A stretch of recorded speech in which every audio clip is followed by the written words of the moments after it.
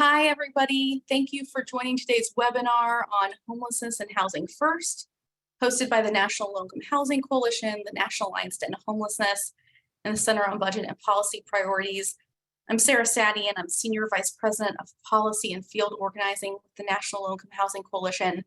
And we are going to get straight started in our work today. We have a lot of ground to cover.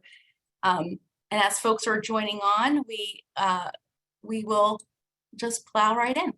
So as many of you know, our organizations launched a 4-part webinar series earlier this summer, focused on the threats that we see as more state and local and federal policymakers put forward dangerous rhetoric and harmful dehumanizing measures that make it even more difficult for people to experience homelessness.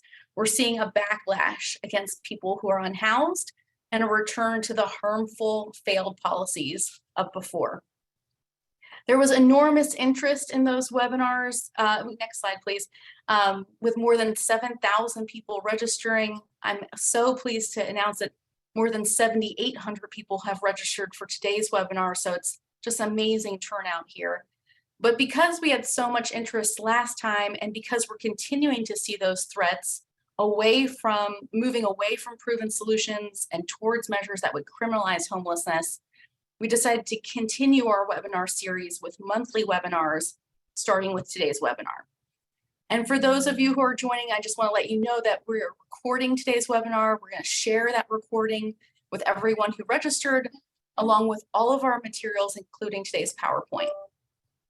So for those of you who weren't able to join the first 4 webinars, you can check out our webinar recap, which was shared in the chat box. And over the course of those webinars, we learned a lot. We learned about housing first and how it's the most effective strategy for ending homelessness, because it prioritizes immediate access to permanent housing and supportive services, because it values individual choice and decision-making, and because it adapts to the unique needs of people and what their wants are. We also learned about the evidence that shows that homelessness is a housing problem, and we spoke about the long-term solutions that are needed to end homelessness once and for all, from making rental assistance universally available, to building more homes affordable to people with the lowest incomes, to strengthening renter protections and preventing evictions. We heard from national experts and advocates from Georgia, Missouri, Arizona, and other states about the growing threats to people experiencing homelessness, including legislation promoted by the Cicero Institute that would criminalize homelessness and divert resources away from proven solutions.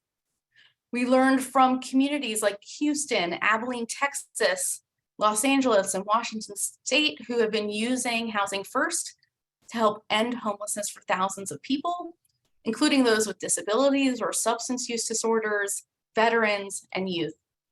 And we heard from people with lived experience, again from DC, Washington, Georgia, and other states, about the impact of these harmful laws. Going forward with this series, we're hoping to prepare you as advocates to be effective, to give you the information and the tools that you need to push back on these harmful efforts, and to help advance real solutions to the housing and homelessness crisis. So in today's webinar, we're going to dive in a lot more detail about the threats that we're seeing at the state and local level that would harm people experiencing homelessness and make it harder for them to gain housing, and that so that you know what proposals might be on the table in your community and in Congress, and what legislation might be introduced that you need to push back on in your state. So before we get started, just a reminder to you, you can put your questions in the Q&A box. We'll try to get to as many of them as possible. And I'm going to start with an overview of the threats that we're seeing at the state and local level. Next slide. So I'm going to start with state and local policies. One of the clearest threats that we're seeing is legislation that would criminalize homelessness. As we've seen unsheltered homelessness increase and we've seen encampments increase, we're seeing more and more measures that would put individuals in jail or fine them if they sleep outside, even if they have nowhere else to go. 48 states and DC have some form of law that criminalizes homelessness. In the last 15 years, we've seen a 50% increase in camping bans. And today, 3 in 4 cities have at least one law prohibiting camping in public.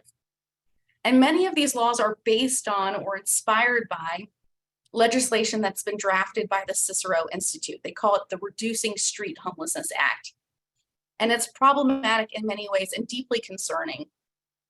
First, the draft legislation that they've been promoting criminalizes homelessness, punishable by fines, jail time, or both, and uses that threat of criminalization to force people into state-sanctioned encampments. The bill also diverts money away from long-term solutions like permanent supportive housing or other affordable housing to fund those state-sanctioned encampments. It uses a real punitive approach under the threat of arrest. For individuals who are in those encampments, they would be forced to receive treatment and maintain sobriety. If they struggle to meet those requirements, they would face arrest. There's also a time limit for those encampments, about 6 months. And after that time, if you remain homeless, you again would be subject to arrest. The bill also punishes communities that choose not to enforce those anti-camping laws or have higher than average rates of homelessness by taking money away from them, and creates a new role or an increased role for police. So in the last 2 years, next slide, we've seen Cicero legislation introduced in at least 7 states and passed in 3 states, Missouri, Tennessee, and Texas. The Texas bill went into effect last September. It charges people who are sleeping outside with a Class C misdemeanor and fines individuals up to $500. Tennessee this year became the first state to make camping outside a felony, punishable by up to 6 years in prison and the loss of voting rights.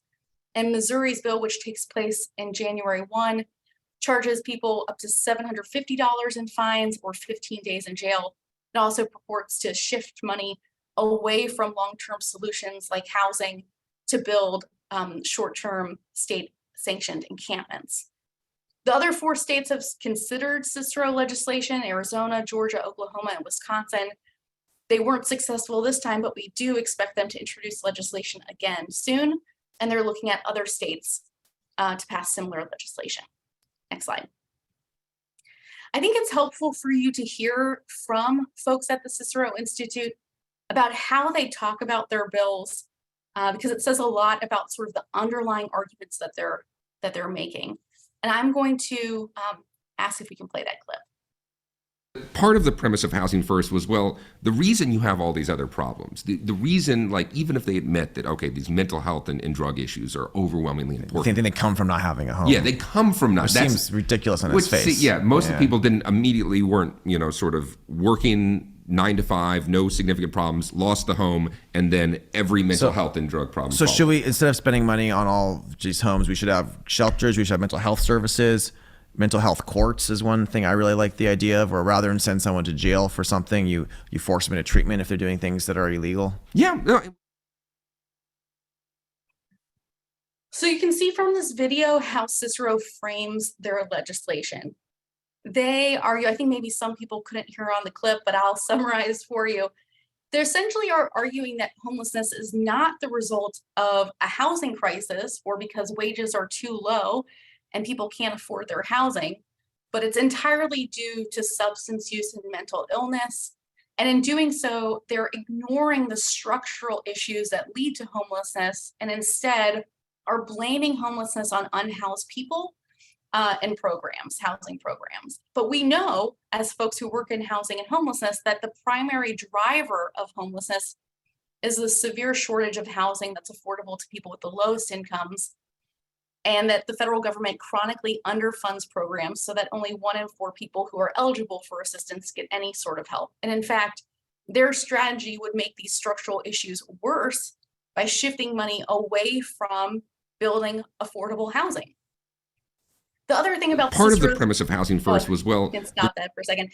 The other thing about Cicero's approach is that it uses the threat of criminalization to force people to meet very strict behavioral requirements. Those requirements might not even be appropriate for what their needs are, but also they provide no path back to housing for people who might struggle to meet those requirements. Criminalization is counterproductive, it's expensive, it makes it more difficult for people to exit homelessness because it makes it more difficult to access the housing or health services or employment that you need. It further marginalizes Black and Indigenous communities and other communities of color. It marginalizes people who have mental or physical disabilities and LGBTQ youth who are already disproportionately impacted by homelessness and mass incarceration.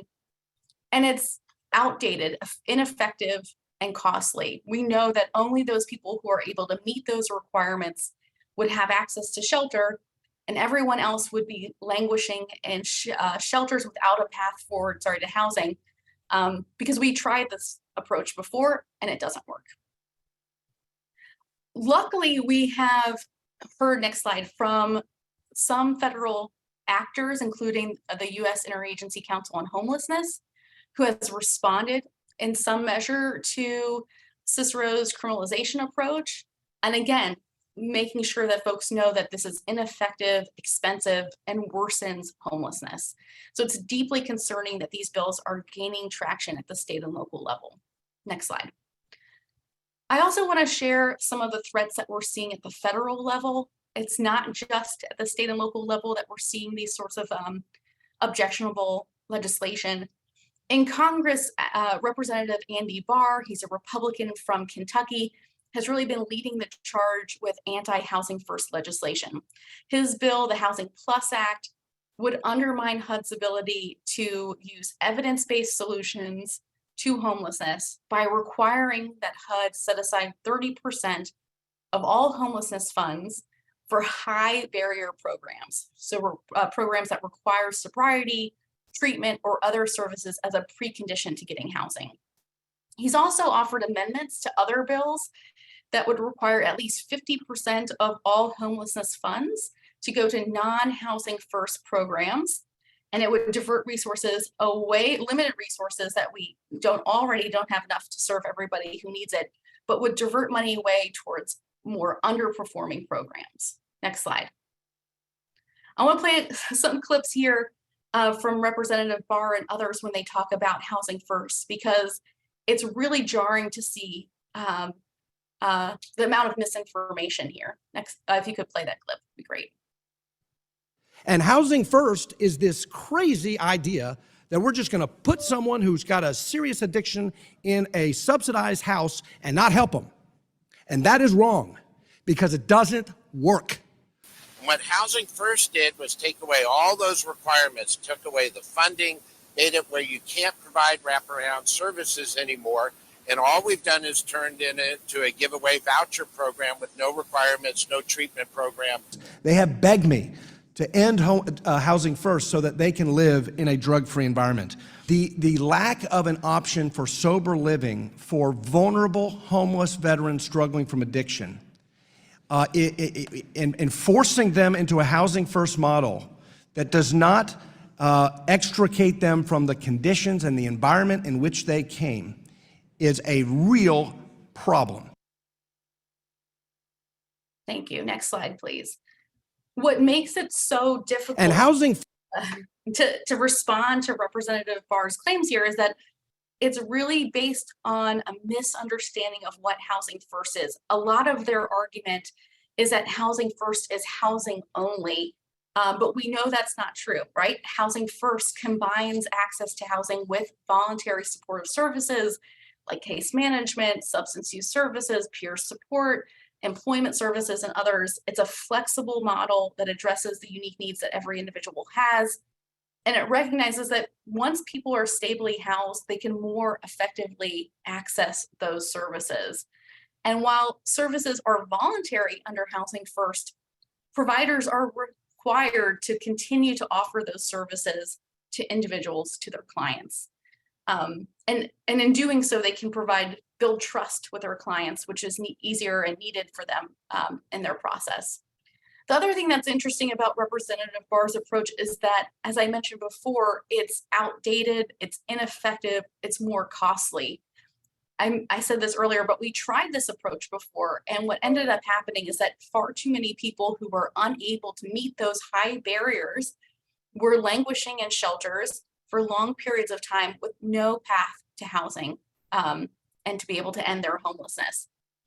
And there's a lot of research that shows that Housing First is much more effective as an approach It can result in higher housing retention rates, help people achieve better health and social outcomes. It reduces costly crisis services, which is why for many years, Housing First was a bipartisan approach. Republicans appreciated Housing First because it was more cost effective. And as a result, we also saw the Veterans Affairs Department, Health and Human Services, and SAMHSA all adopt Housing First as the key approach. The other thing that I think is really concerning about Representative Barr's claims here is that, he's really claiming that it doesn't work for people who have mental health conditions or substance use disorders. But in fact, Housing First does work for people who are in recovery from substance use disorders. And even those who prefer to live in an abstinence-free environment are able to do that under Housing First, because the idea is that you want to provide people with their choice about how to live and the environment that's best for them. But the key point here is that for people who aren't able to adhere to strict requirements around substance use, the answer isn't to punish people by taking away their housing and pushing them back into homelessness. It's to continue to work with them to get them on path. And just because you already know this too, I know everyone in this audience understands that homelessness is a life and death situation. Another point that I think Representative Barr ignores and that Cicero ignores is that when people don't have access to housing, they are much more likely to face serious health problems. And a recent study found that homeless people are 4 times more likely to die of heart disease, 16 times more likely to die from a car crash, 14 times as likely to be murdered, 8 times as likely to die by suicide. And so this has real consequences for people's lives. Next slide. I just wanted to say one word about this. This is not the first time that we've heard these arguments, but it's certainly something that's growing in concern.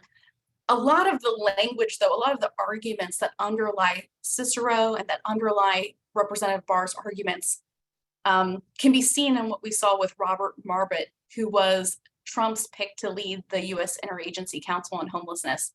He also advocated for ignoring the structural reasons for homelessness and choosing instead to blame it on individuals and homelessness programs. He too advocated for punitive mandatory behavioral requirements that were at odds with best practices. He said he didn't support criminalization, but his approach really used that threat of jail to force people into large shelters without a path to housing. And in fact, you may remember that he supported outlawing street feeding programs to prevent churches from helping to try to make homelessness a little bit more bearable for people who had no other options. So with that, I just wanted to provide a little bit of context for why we're here today, why it's so important that we're engaging in this work, and why all of us have the tools that we need to push back on our local elected officials when they get this idea to pursue a Cicero bill, or they start talking about red herrings and not real solutions to homelessness. So for that, I'm going to go to our first speaker, Mark Dones, who's CEO of King County Regional Homelessness Authority, who's going to share a little bit more about why Housing First needs to be preserved. Now, with that, I will turn it over to you, Mark. Thanks, Sarah. It's good to see you. Hi, everybody. As Sarah said, my name is Mark Dones. I am the Chief Executive Officer of the King County Regional Homelessness Authority. I use they, them pronouns, and I'm happy to be here to talk about something that is near and dear to me, which is housing people. So I want to start just by being very, very clear that the fundamentals of homelessness are economic and are about housing, right? And there's lots and lots and lots of data to support that. The fact of the matter is that when you look at the population experiencing homelessness, only about 18.8% of people in that population will ever be diagnosed with a psychotic spectrum disorder. And while that is a significant increase over the baseline in general population, what that tells you is that 82% of people will not, right? And so this idea that everyone who is experiencing unsheltered homelessness is suffering from some profound and severe mental illness is just factually incorrect. I can speak to that personally in the sense that I have a severe mental health condition. I've been hospitalized twice, and both of those times I was housed. I was housed before, I was housed after, and my own experience with housing instability was because I had no money. And so the period of time that I couch surfed for about 2 years was because I was broke, couldn't pay rent anywhere. And, my story, I want to be really clear, is not just, my story, it is reflected in the data. So when we talk about why Housing First should be preserved, I want to really extend what Sarah said and say that we should preserve it because it is, in fact, the right response to homelessness. Housing people ends their experience of homelessness. The other thing that I want to be really clear about, though, and Sarah mentioned this as well, so I have the privilege, again, of being a system administrator in a very large region. King County is the 12th largest county in the nation. And Housing First is the fiscally responsible approach to homelessness. It costs significantly less to house people than it does to do anything else. And the idea that we are having any kind of conversation about fiscal conservatism and stepping away from Housing First is laughable at its core. The data indicates that over the course of a person of 10 years, a person who is unhoused will use roughly, what is it? I want to say it's about 800.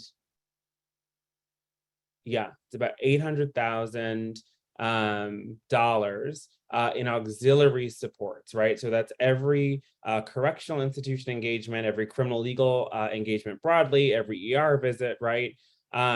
Versus, right, that same person we could house for a fraction of the cost, even with full supportive services, at roughly $23,000 per year, right? Additionally, right, so for my jurisdiction, I just want to be really clear. If you look at the number of people in our population who are likely to be experiencing a severe mental health issue, all of that service and support is going to cost my jurisdiction roughly $1 billion over the next decade. And if we just housed them, it would only cost us about $290 million to do that, right? So this idea that we are engaged in some sort of fight for the taxpayer is factually inaccurate and to me deeply offensive. I also want to be very straightforward, though, that one thing that I would modify about what Sarah said is I don't necessarily think that people like Marbut or some of these other folks who are advancing these really dangerous narratives are misinformed. I think they're liars. And I think that we should be bold enough, be wise enough to name that kind of deliberate spreading of misinformation as lying, as opposed to saying that it is that they don't understand what they're doing. And I want to lift that up because I think that it shifts our posture as a movement and as a community, right? When I'm having a conversation with someone who generally does not understand, right, what it is that we are discussing, why a thing is so important, I am in the posture of trying to bring them along. In this instance, though, I don't think that there are folks that we can bring along. I think we are in a battle, a fight, right, for the soul of housing justice in this nation, and we need to understand that and act accordingly. So to that end, right, I think it's really critical that we all not just, this is an important conversation, and there are so many, I'm seeing 1,000 people, 1,100 people who are participating today, but I want to be really, really clear that in many of these conversations, even when the audience is quite large, we're still talking to each other. We're still talking to those of us who believe already, right, that this is the right thing to do. And so one of the things that I think is going to be really critical in order for us to be successful in this next moment is to step outside of our circles, right? all of you who do the work of housing people every day, who deploy these principles of housing first every day, it's so critical that frankly, you find the time to talk to your neighbors and your community members who do not actually understand what we do and can easily fall prey to those lies. We have to leave our echo chambers right now. And I know that that is at times uncomfortable. Certainly, you know, given the work that I do, oftentimes the last thing I want to do at the end of a day is talk to someone who doesn't understand what we do and whether those potentially, you know, sometimes offensive questions. But I think it's really important that we do that right now. We are a powerful group of people, a powerful group of stakeholders who do important work in our communities across the country. We are respected by our neighbors for the work that we do. And our voices are the voices that can really turn the tide here and help repel this really dangerous attack on you know, the principles of housing first.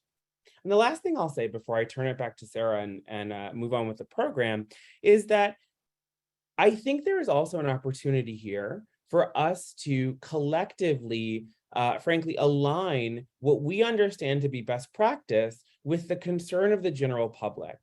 And when I talk to people in my community, what they're most concerned about is encampments. They are most concerned about the number of people who are experiencing unsheltered homelessness, who we are not successfully bringing inside. And what I have to say to those folks is that the solution, right, the way that we can bring people inside is with housing.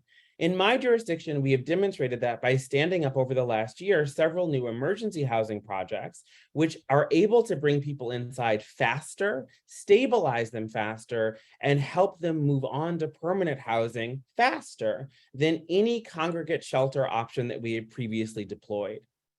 So to that end, I think it's really important that we recognize that there is space for us to align with our community members' concerns about unsheltered homelessness, because regardless of the moral or ethical path by which they arrived at their concern, we ultimately do want the same thing, to not have people be forced to live outside. And so from that point of departure, I think it's possible for us to have a conversation about how the way that people come inside, the way that they stay inside, is in fact and will always be housing. Thanks for your time today. Thank you so much, Mark. And if you have a chance to stay on for a couple of questions from the audience, that would be wonderful. One of the things I wanted to ask you, Mark, is, you know, if legislation was passed at the federal level that required you to put 50% of your resources to non-housing first programs, what would that mean to the work that you're doing? It would fundamentally defund most of my portfolio. I mean, all of my programs are housing first programs, right? That's the principal orientation that the authority has. And the you know, all of our work is oriented towards rapidly getting people into housing. In fact, you know, so we've embarked, again, in keeping in mind with that, we want to really focus on unsheltered homelessness. We've started really engaging some of our longest standing and most entrenched encampments with an effort to bring people inside.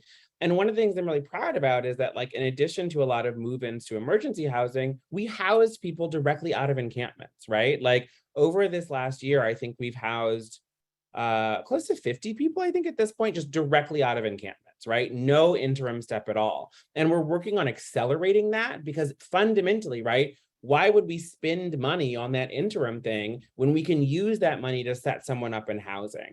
And so all of our programming is heading in this like really focused and dedicated housing first direction. And if we lost the ability to do that, I you know, again, I think most of my portfolio would be fundamentally destabilized. And I would love to hear a little bit more. I've read great things about your success in Washington State, and you mentioned that you've been able more successfully than in the past to move people into housing. Can you share some of the elements of what you're doing that's different from before that allows you to do that? Sure. You know, I think the biggest thing that we've been able to do, you know, and I know that this will cause people a lot of heavy sighs, is we've really engaged our private landlords. And it makes a difference, right? Like, we've developed landlord incentive packages. We've done very focused outreach. We've convened landlords to have conversations, and just a lot of, frankly, myth busting. Like, a lot of landlords sit down with me and say, well, isn't everyone going to have a mental health issue? Isn't everyone going to, and like sort of walking them through, like, no, it's not the case, right? Right? Like, many people, again, just cannot pay for housing. And that has been, bringing people to the table in that collaborative way has been really helpful. I think the other thing that has been really, really great is we have deployed, and I think, the value of lived experience and lived expertise can never be overstated. And so we've deployed a peer navigation framework that's sort of wrapped around all of this work, so that as people move inside, they have a consistent relationship with someone who's been there, who gets it, who knows what it's like to move into a new place and all of a sudden like have to unpack 10 years of trauma and like, have to sit with that, right? And having that relational connection has really helped people stabilize inside their housing. Wonderful for that. And I do see a question from Jennifer Henderson, who's asking, were there specific landlord incentives that were most effective? I think the two things that were most effective were, we used an incentive package where we basically said, hey, we're going to give you a month of rent on this unit above what it will cost for the next year, so that you will waive credit checks and sort of lower the barriers necessary to get someone in, right? And I see that someone has dropped the link to the package in the chat. Thank you. The other thing that I would say was very effective is we connected people to a landlord damages mitigation fund, acknowledging, right, that listen, I'm not a realist, bad things do happen. And when they happen, I want to be a responsive and good partner. And so if there's damage to a unit, right, making sure that that landlord is not going to be fully on the hook for those damages, but that they're going to get support in repairing anything that happens, I think really helped people get comfortable and begin to accept our applicants as they exit chronic homelessness. Wonderful. I just want to thank you so much for joining with us, Mark. I know there's so many comments in the chat box, people sending you a lot of love and thanks for your great work. And I really appreciate you being here with us. Thanks for having me. Bye. Absolutely. Take care.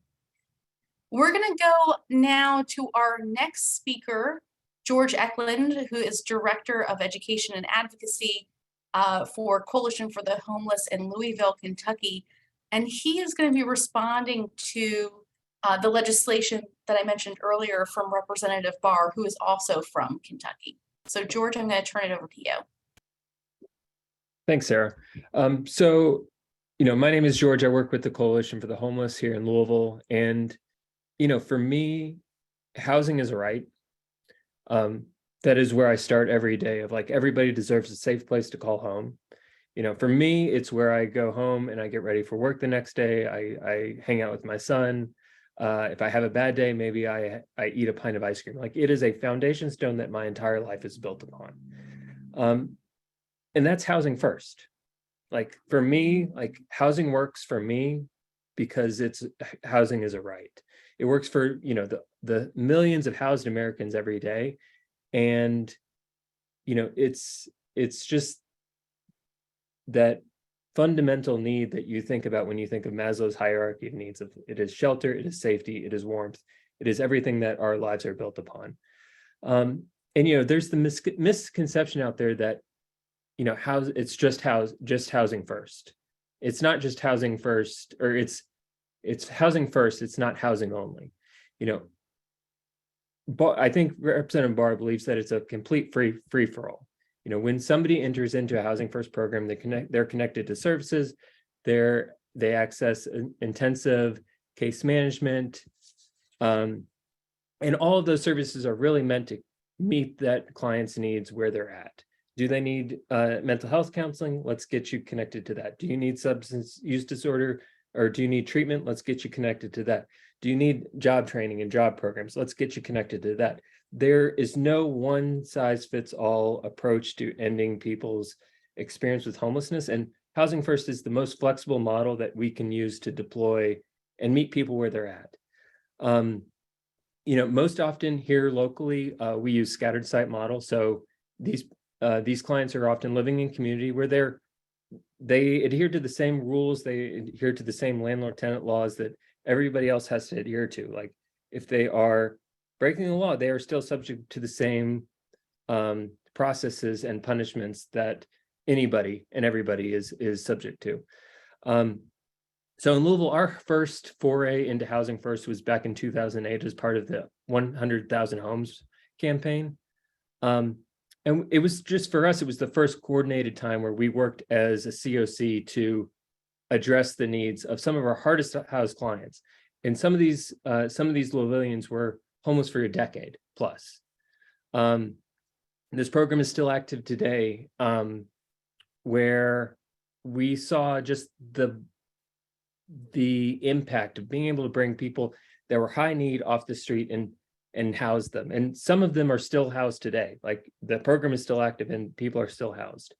In 2015, 92% of our clients were during that year were still permanently housed, or they were exited into a different kind of housing program that was beyond homeless services, such as LMHA or our housing authority, what have you. In 2021, 98% of our clients were still permanently housed or were exiting into that.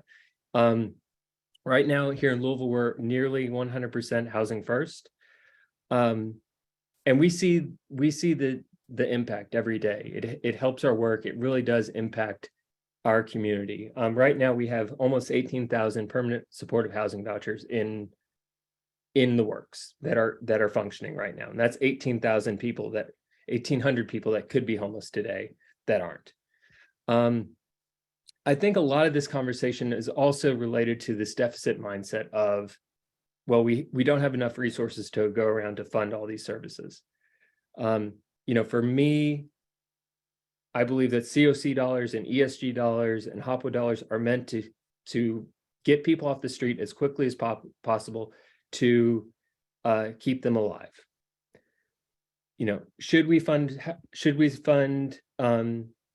treatment programs? Yes. Should we fund job training programs? Yes. But those dollars should not come out of these funds that are directed to keep people off the street and safe and housed.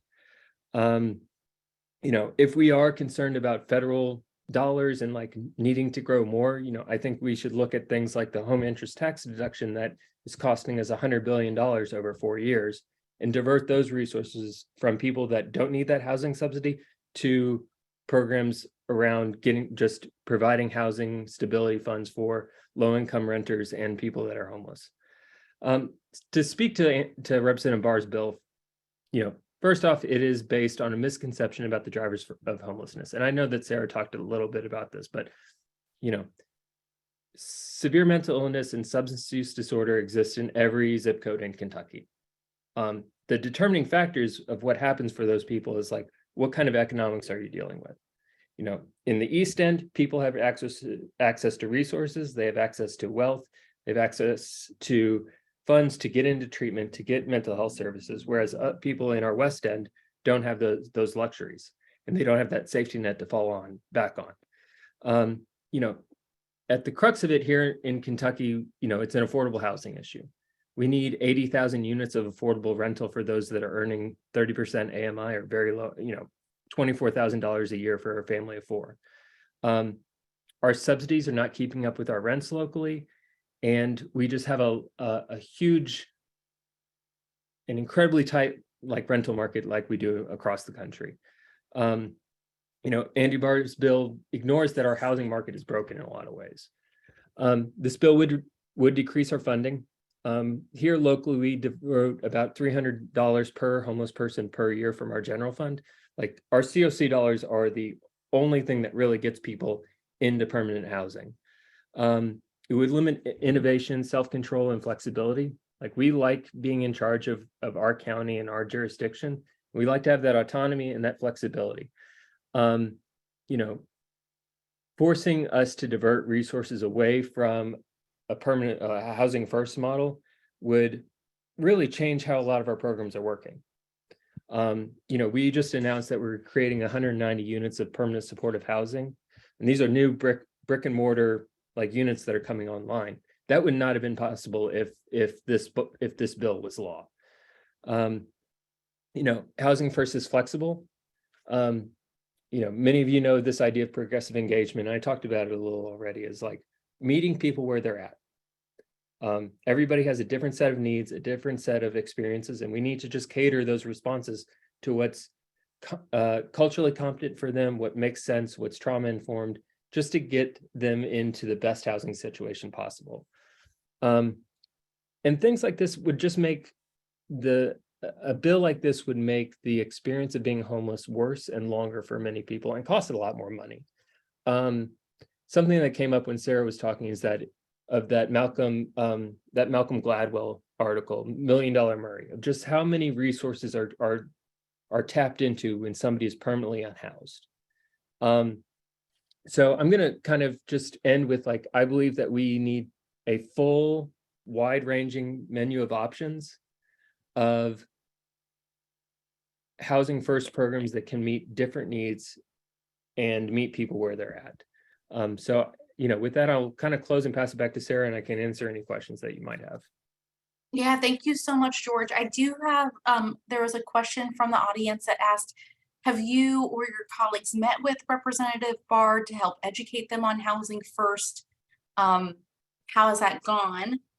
And then also, I thought maybe you could share more broadly, since you're in a state with many Republicans, many conservatives, what are the points that you raise with them that feels most persuasive? So if, as you know, as Mark told us earlier, we should be getting out and talking to more people, not just speaking with other housers and other people who work in homelessness issues. We need to get out there and talk to the public and talk to elected officials. In your experience, what has been the most effective for engaging with Republican offices? Yeah, so my colleague Adrian Bush, who works for the Homeless and Housing Coalition of Kentucky, has had like many long conversations with Representative Barr about this. And, you know, I think it's an ongoing conversation of, like, you know, hearing what he has to say, but also like pushing back when we need to. I think for me, the biggest thing that I'll come back to when engaging with Republican lawmakers about this issue is this is about getting somebody stable so that they're able to go to work. This is about getting somebody stable so that they can maintain sobriety. Like it kind of just goes back to stability. You know, right now in Kentucky, we have about 170,000 unfilled vacancies, job vacancies. And a lot of times people are not living where those jobs are. People that are homeless are not going to be qualified or ready to go into those jobs. So this is about getting people stable and getting them ready to get into employment. So I usually just draw it back to a job, like this is about employment. This is about jobs. This is about giving people a good foundation so that they can build on to be in charge of their own destiny. Yeah, and one of the things that I mentioned earlier that Barr consistently raises is that Housing First doesn't focus on people's substance use disorders. And I'm wondering, and sort of leaves people in housing without any of the support that they need. I'm wondering if you could respond to that piece of it specifically, and if you have any sort of examples of how your community has used Housing First alongside those services. Yeah, I mean, I've heard stories of, and this was before we had Housing First, when one of our providers was not a Housing First provider, of like, you know, they would house somebody, and even if they didn't have a substance use disorder, if they were not fulfilling those requirements of going to so many meetings a week, even if they missed a meeting, they would get kicked out of the program. They didn't have any kind of addiction issue to begin with. So why are we making them jump through all those hoops?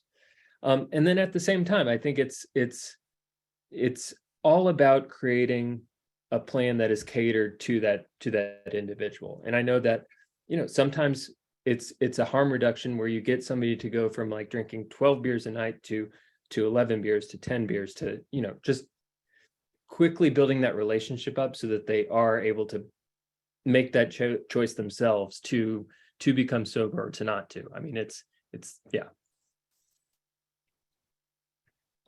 And have you found, like, in terms of the older model versus Housing First, one of the things we hear about is that by providing people with housing, you're building that trust relationship for people who may have been very marginalized and ostracized by the community. Can you talk a little bit about how having that sort of a respectful relationship with your clients maybe makes it easier for them to take services on when they want to? Yeah, I think it's, I've hung out with many friends that are also PSH, permanent supportive housing case managers. For me, it just goes back to people are creative, resourceful, and whole. Like they're going to make a decision based on their personal calculus of what makes the most sense for them. And so coming in with this paternalistic mentality isn't going to like build that trust. It's not going to build that kind of exchange and that developing a rapport with somebody just so that they feel supported. So when they do mess up, they're not going to be fleeing immediately, or they know that they can come back to you and say, hey, this happened, what's going on? And I just know that a friend of mine was a PSH case manager. His client got picked up on a bench warrant.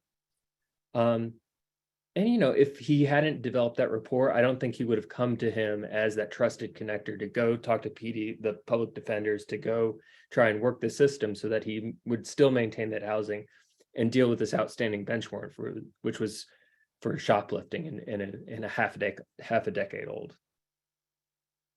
So I mean, it's those kind of like X factors that something will always come up, and like trust is that foundation stone that you got to like lean back onto to make sure that client stays housed. Yeah, wonderful. And even if we are unable to convince Representative Barr about how harmful the bill would be, I think, what you've been able to share with us is really important information for all of us as we're engaging with other elected officials, especially other Republicans at all levels of government or Democrats, so that we know sort of how we can best respond to this threat at the federal level. So I really appreciate you joining with us today, George. Thank you, Sarah. And thank you for everybody for hopping on the call. Absolutely.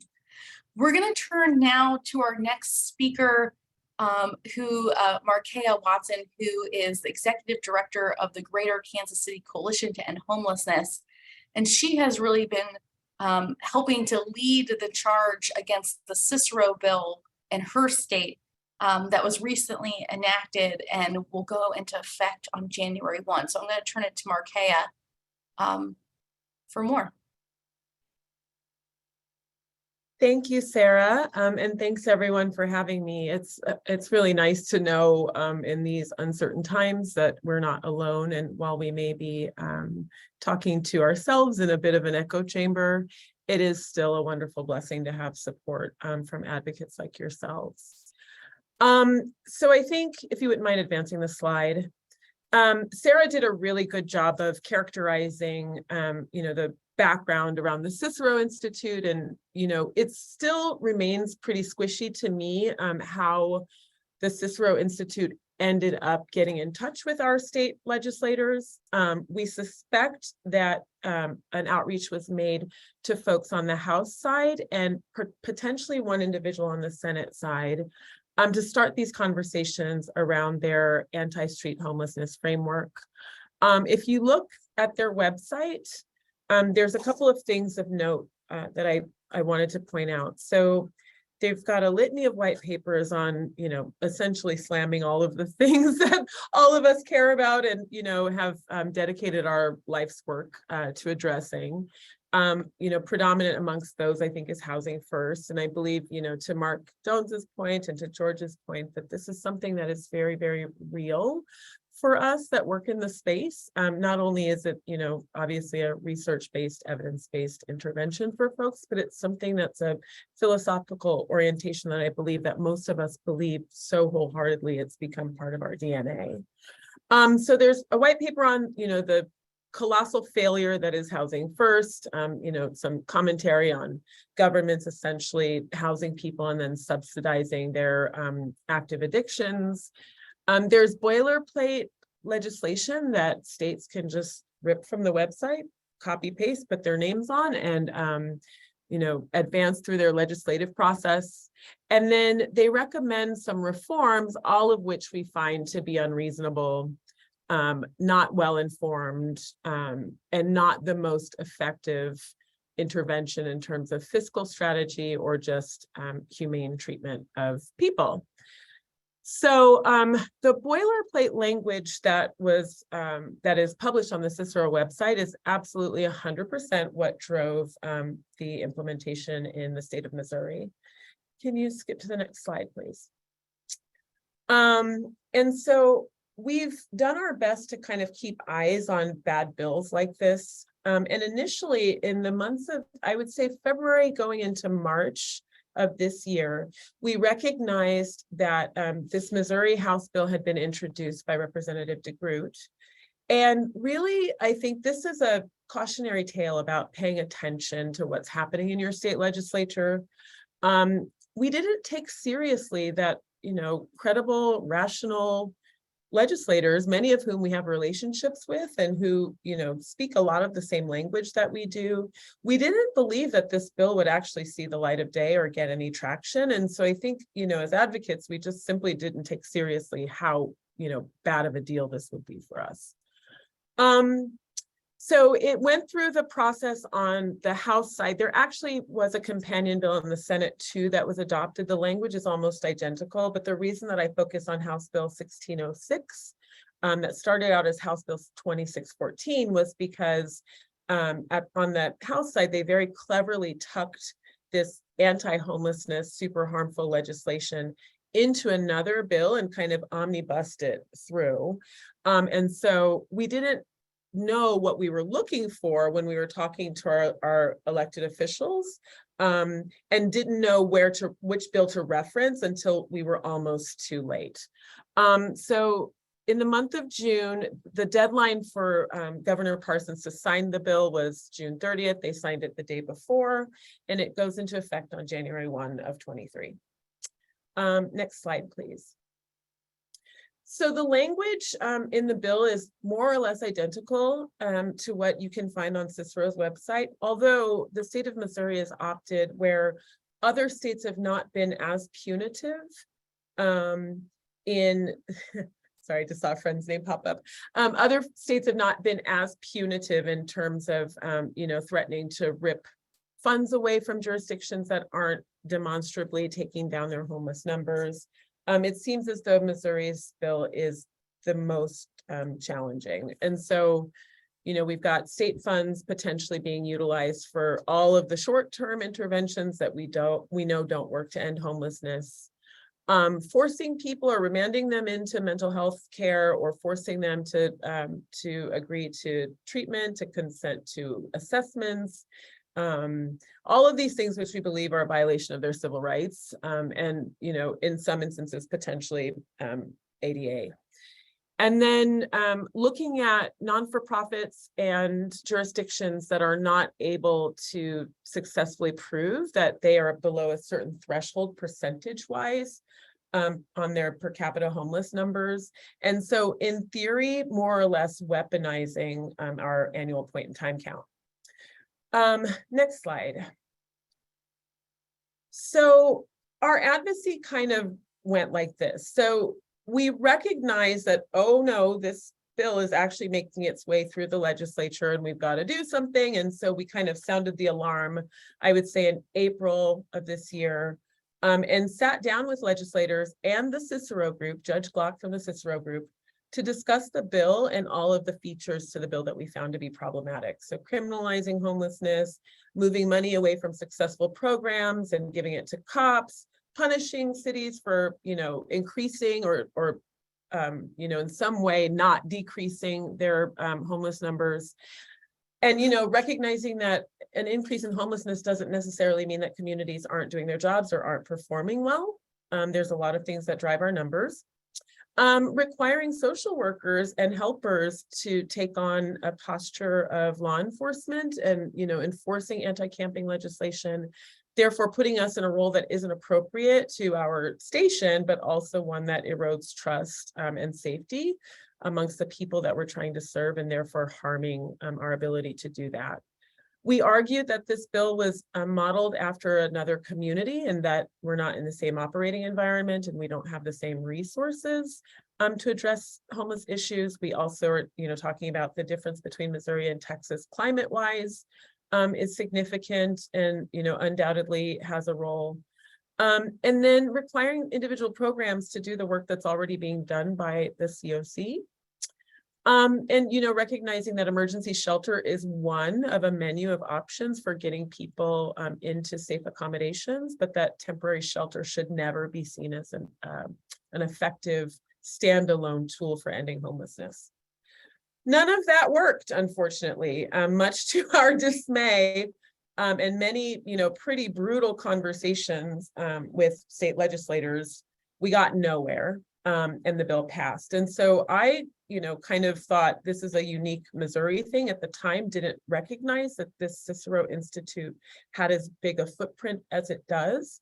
And so I called Jerry Jones at the Alliance, and I was just kind of like, hey, we need help. We're out of our depth here with trying to tackle this massive issue and feeling really powerless. And so they helped to convene a national network of advocacy groups that are working on anti-homelessness or criminalization policy from a variety of states, many of whom have been touched or talked to by the Cicero Institute. In the state of Missouri, there are at least 3 lawsuits that I know of. Each of which is contesting the constitutionality of the way that the bill was drafted, the way that it was passed. We continue to have conversations with our electeds, as well as with Mr. Glock of Cicero. Those recent conversations have proven to be more fruitful, but we're still in pretty scary territory.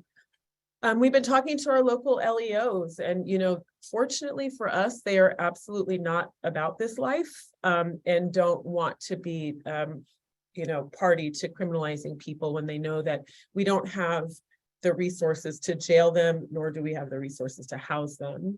And then we've done a big push to start outreaching to our encampments and educating folks there about what their rights are. Next slide.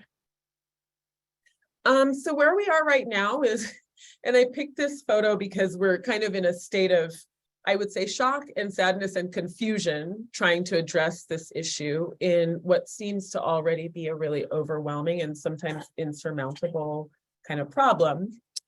So we're working with that national group that the Alliance helped us form on repeal and litigation strategies. Some of that work has started to take hold at the local and state level here in Missouri.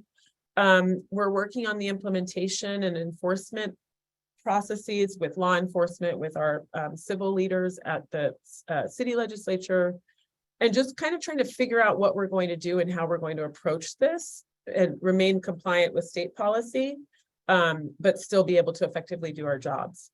Sadly, we were just in the midst of looking to introduce to the City Council a Houseless Bill of Rights that was written by our homeless union and our tenants union. And so that introduction has been stalled as folks try to figure out what to do about this legislation.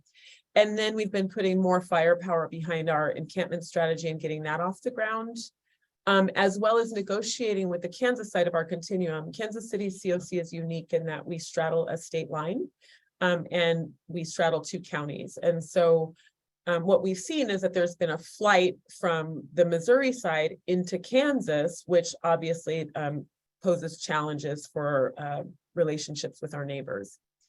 And then the last thing is that really we've seen that since this whole conversation came about this particular bill, that folks are feeling even more burnout and freaked out than usual about how big this seems.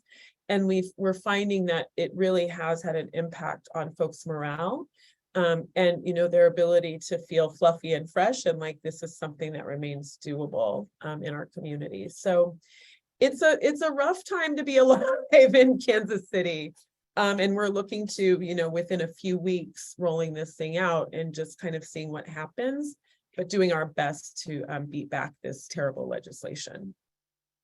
And the last slide is just my signature page if anyone wants my contact information.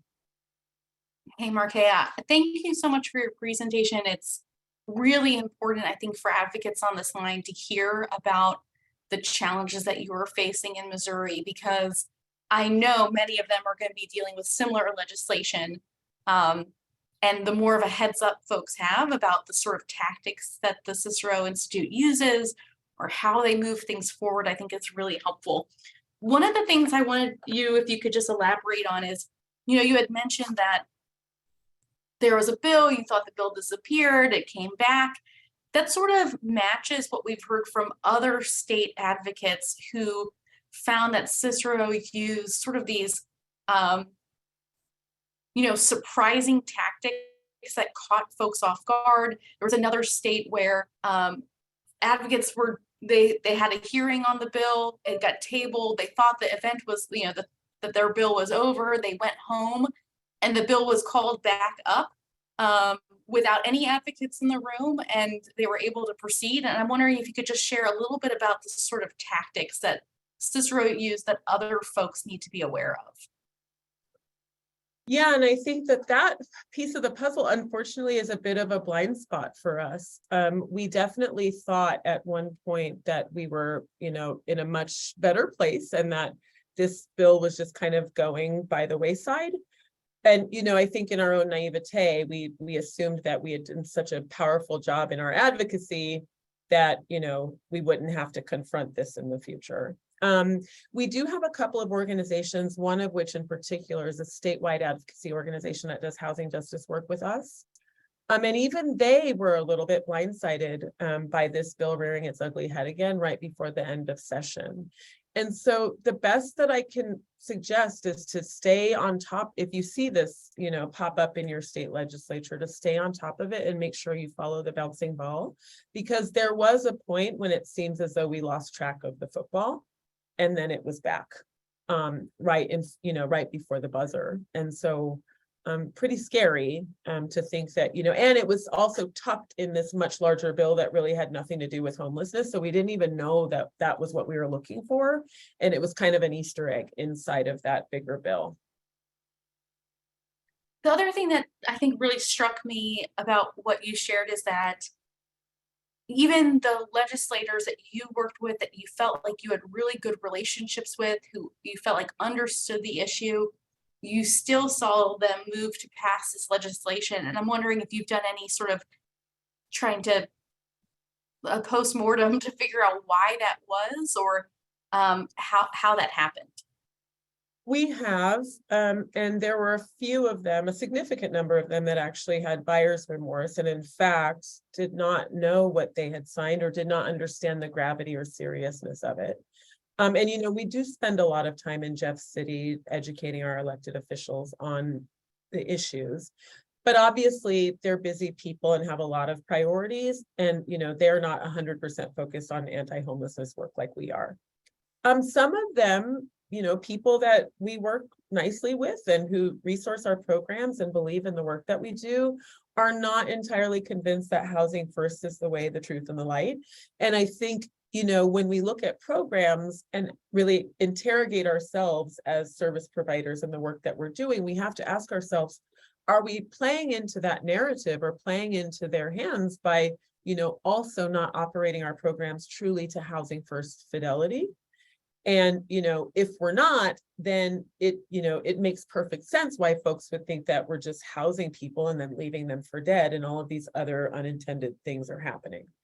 And so I think that there's a mishmash of different perspectives at our state house for sure around Housing First. And I think, that's our biggest cross to bear right now, is not just advocating against, but preemptively educating and acculturating our elected officials on what time it is and what it is that we actually do.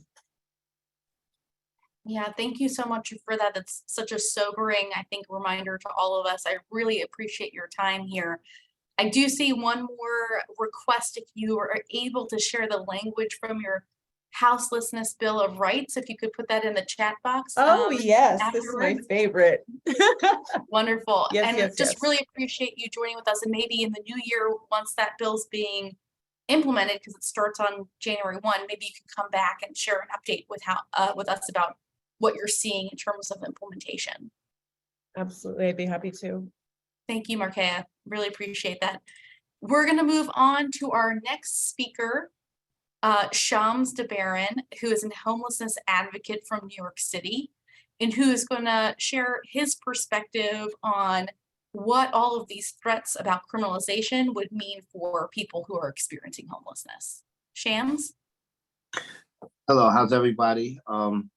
So first and foremost, I'd like to thank you all for having me join you today. Thank you to the National Low Income Housing Coalition and all of the affiliated organizations that's helping to bring these important discussions to the forefront, as well as the National Alliance to End Homelessness for suggesting that I participate.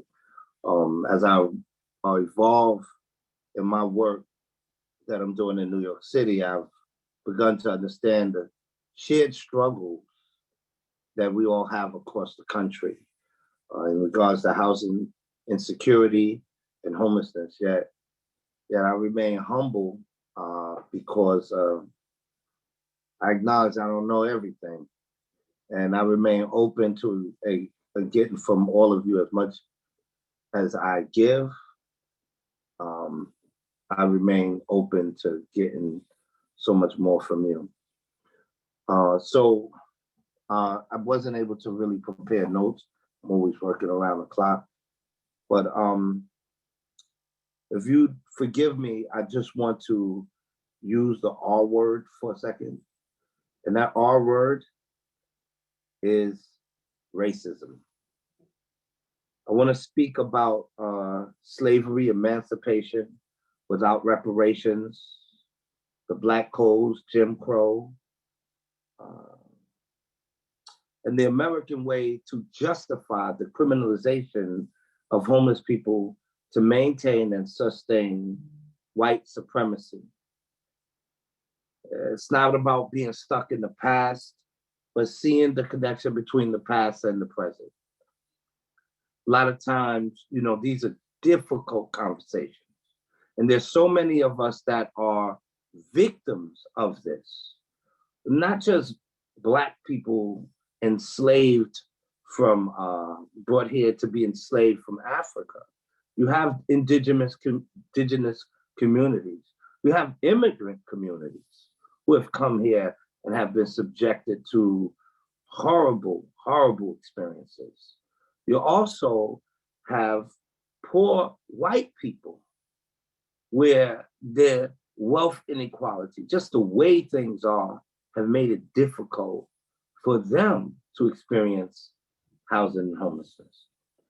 But studying slavery, we have to understand that a lot of what we experience today is rooted in the systemic, structural, and institutional subjugation, if that's the right word, of people. And when I look at numbers and I see the amount of people, when we look at the data and I see the faces of Black and brown people, I know that this has been a 400+ year struggle.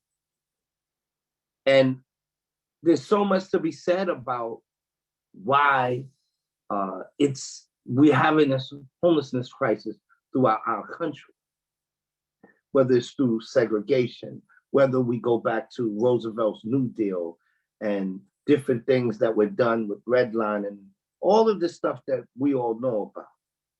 We cannot take the racist or the racism factor out of these conversations. If we do that, then we're not going to hit them up.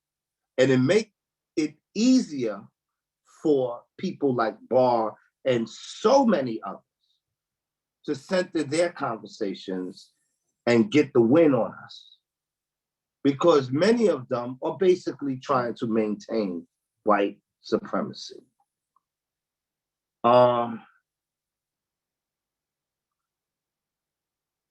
The New York perspective, which I have a little more knowledge of,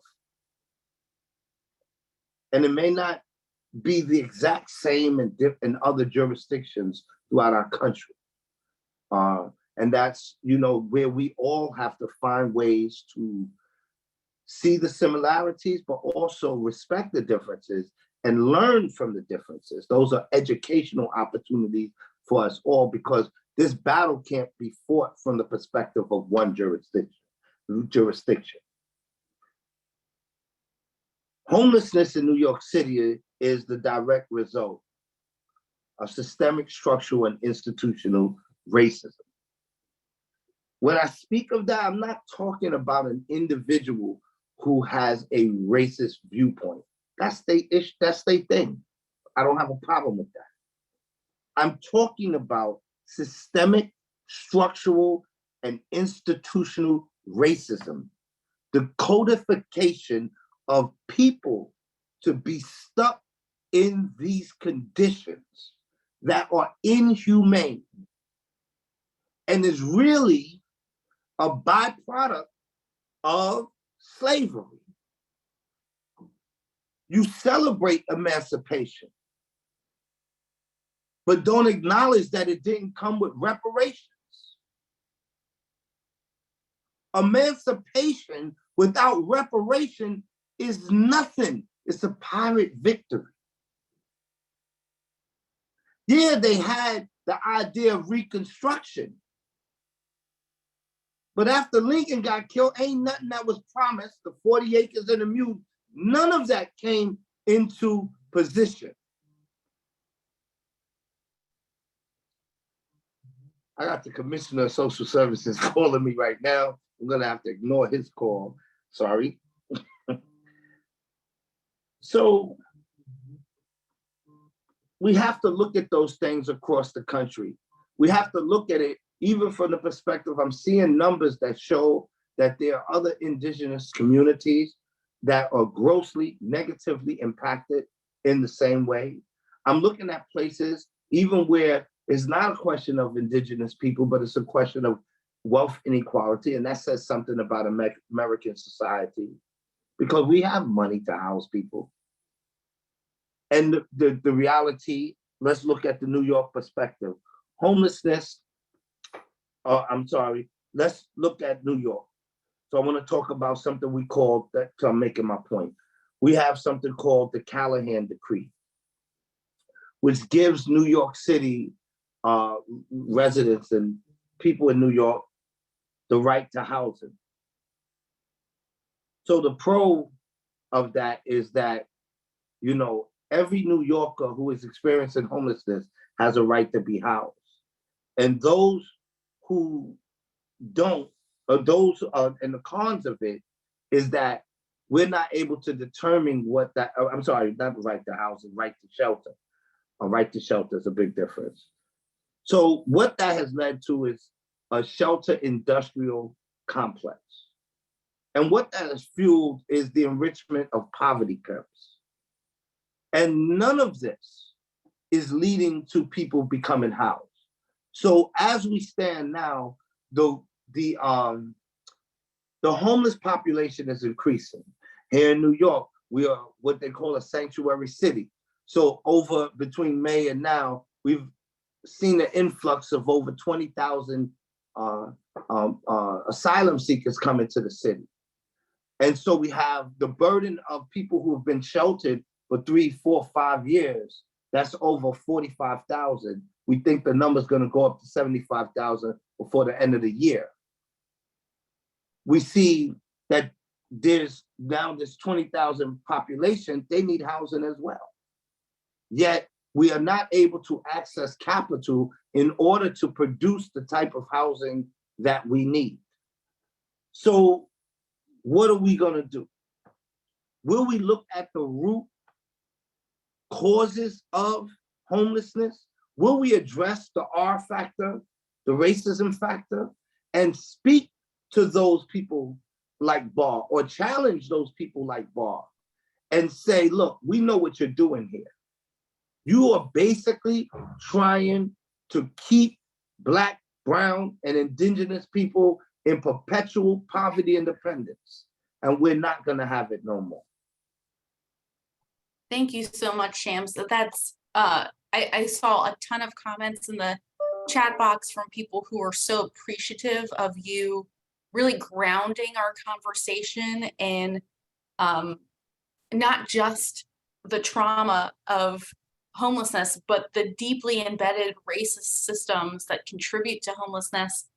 And so I want to echo their thanks for you as well.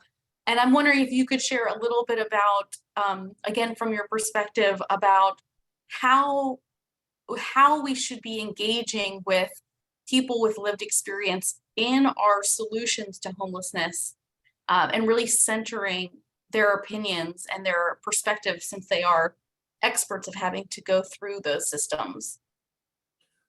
Oh, that's a great question. I'm glad you said it because it was a little on the list, but I didn't get to it. So, I mean, I think one of the things we've seen in New York City, in the previous administration under Bill de Blasio, he says, I'm implementing policies, but I will not sit down with the people that my policies affect, right, in regards to homelessness. This administration under Mayor Adams have decided to take a different approach. So he allowed me and other homeless New Yorkers to come into City Hall and help shape their policy on how they address housing and homelessness. And the ironic thing is that all of the experts, all of these people who get paid tons of money to know these issues, understand it, and develop the course of action we should take, according to the city, the administration, most of the impactful information has come from impacted people. So I would say we don't just use us for press conferences and to go into these city council meetings or these council meetings, but also really dig deep in us to figure out how the solutions that can actually come from us. Instead of just saying, let me know your problem, let me know your issue. Hey, listen, we also can give you the solution if you but hear us out. I love that point, because so much of our conversation for today has been about pushing back on harmful legislation or harmful proposals. And you're really bringing this important perspective of that's not enough. We also need to work with people with lived experience to craft the solutions that would move us in a better direction, not just push back against things that are harmful. And I really want to thank you for joining us so much. You're getting a lot of love from the comments section here, so I hope you take a second to check it out, but we really appreciate you joining. And I appreciate you, and I appreciate all of you, and I hope to visit some of these places throughout the country. I want to learn from you. A lot of what I am learning across the country is helping to give me perspective, but also a better understanding of how to address issues in our city so that it could positively impact all demographics of people. Thank you. Absolutely. Thank you for your advocacy. We need it. Thank you. So I'm going to move now to some ways that you can take action on the work that on what we've learned today. I hope that you've taken a little bit out of today's webinar about the need to be vigilant and to engage our political elected officials sooner rather than later. We really can't take for granted that our legislative champions will support us on these issues. We have to be engaging everybody. We need to be educating them now so that they know what to look for in legislation when it's introduced. They'll know why it's harmful. They won't be taken by surprise.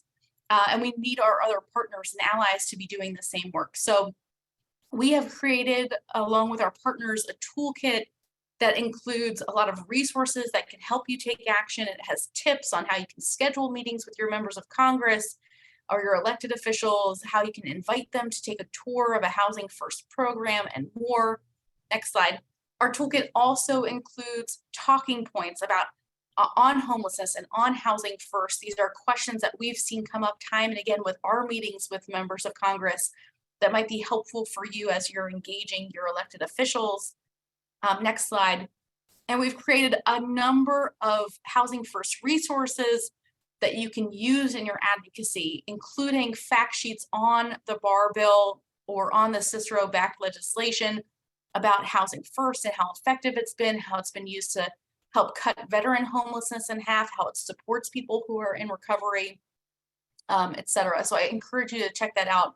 And as I mentioned earlier, we're going to share this PowerPoint and all the links to these materials with everyone who registered for today's webinar.